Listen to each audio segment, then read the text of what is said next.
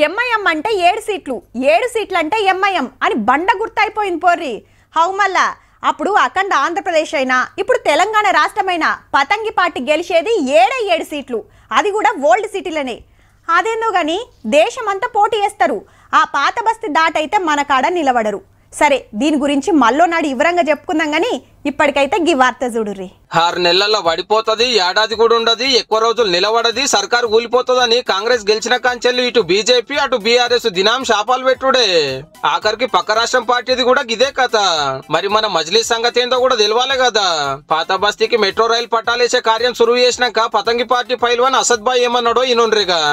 రేవంత్ రెడ్డి సాబ్ पूरे आराम से 5 साल काम करिए। तेलंगाना की डेवलपमेंट के लिए, तेलंगाना के प्रोग्रेस और प्रॉस्पेरिटी के लिए एमआईएम पार्टी आपके साथ खड़े रहेंगी। గదన్నట్టు మీరు 5 ఏళ్లు ఆరాంగా పని చేసుకోండి, డెవలప్మెంట్ కు మేము ఫుల్ హిమ్మత్ ఇస్తామని మాట ఇచ్చిండు. అంతే కదా మరి పబ్లిక్ అంతా ఒక పార్టీని గెలిపించారంటే 5 ఏళ్ల దాకా ఏల్మనేనా నడిమిట్లనే పడగొడతాము ఊడగొడతాము అనుడు కరెక్ట్ కాదని హైదరాబాద్ ఎంపీ సార్ మాట. ఈ ఎలక్షన్ లో కాంగ్రెస్ పార్టీ తోటి కొట్లాడి కేసీఆర్ సార్ తోటి దోస్తాను ఉండి కూడా పబ్లిక్ తీర్పును గౌరవించాలని మంచి మాట మాట్లాడిండంటే తారీఫ్ చేయవలసిందే. దబ్బా మెట్రో రైలు మా ఓల్డ్ సిటీకి పట్టుకరా, ఫస్ట్ ఇద్దరం కూకొని పోదాము అనుకొచ్చిండు. 2028 से पहले आप आकर आप और हम उस ट्रेन में बैठ के आएंगे इंशाअल्लाह ताला, जुबली बस स्टैंड से लेकर यहाँ तक इंशाअल्लाह. కాంగ్రెస్ సర్కార్ వచ్చినాక 5 ఏళ్లు అధికారంలో ఉండురని ఒక ప్రతిపక్షం పార్టీ వాళ్ళకే వరకు ఇప్పుడు మనోళ్ళ మనసు జరత నిమ్మల వాడొచ్చు.